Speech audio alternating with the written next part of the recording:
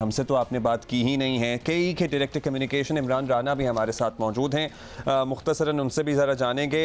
बताइएगा सर, क्या सूरत हाल है शहर के मुख्तलिफ इलाकों में बिजली की घंटों गैर एलानिया लोड शेडिंग है?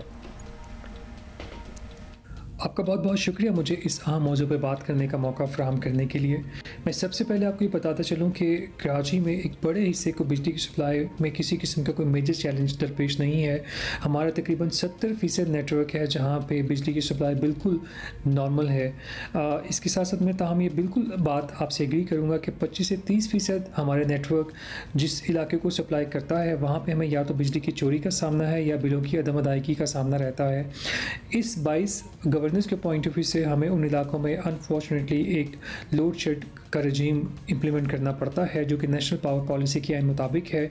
मैं आपको ये भी बताता चलूँ कि जो मार्च में हमारा शेड्यूल था लोड शेड के हवाले से, वही शेड्यूल आज भी नाफिजुल अमल है और हमारी वेबसाइट पे आवेज़ा है और इसके अलावा हमारे तमाम कस्टमर फेसिंग चैनल से उसके बारे में प्रॉपर कम्युनिकेशन की जाती है।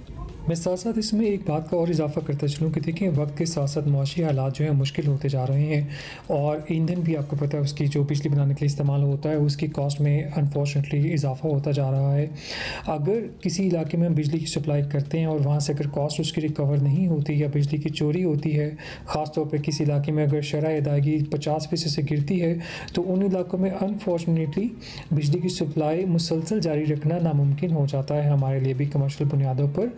और ये भी देखना पड़ता है कि इस लोड शेड शेड्यूल से गवर्नेंस का एक एलिमेंट इम्प्लीमेंट करना होता है ताकि इस जो ट्रेंड की हौसला शिकनी की जाए और लोगों को बिजली के बिलों की अदायगी पर जो है उनको इनकरेज किया जा सके। अच्छा, बाकी सारी चीज़ों तो ठीक है, लेकिन जो आपने बिजली चोरी की बात की ये कोई नया मसला नहीं है, ये मसला हमेशा से रहा है कराची में अनफॉर्चुनेटली। तो क्या वजह है कि इस पर अभी तक काबू नहीं पाया जा सका?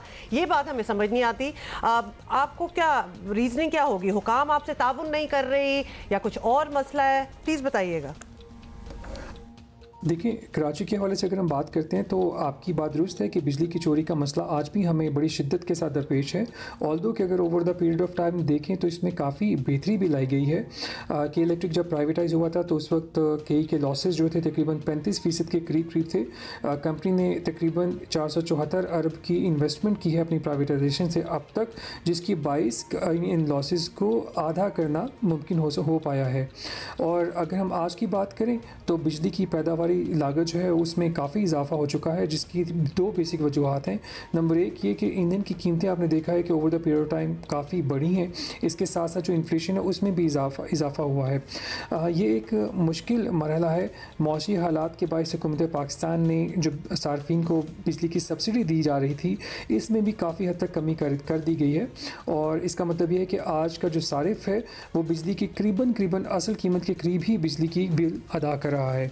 इस सिलसिले में हमारी जो गुजारिश ये है कि जो मुतवस्तित इलाकों के सार्फिन हैं या जो बॉटम ऑफ द पिरामिड है वो अपना जो कंजम्पशन है वो 200 यूनिट या इससे कम रखें ताकि उनके बिजली का बिल उनकी पहुंच में रहे, क्योंकि जैसे ही आप 200 यूनिट से ऊपर की तरफ जाते हैं तो बिजली के टैरिफ में बतदरीज तेज़ी से इजाफा होता है और इस वजह से बिजली के बिलों की अदायगी जो है उसमें मुश्किलात पेश आती हैं हमारे ऐसे सार्फिन को।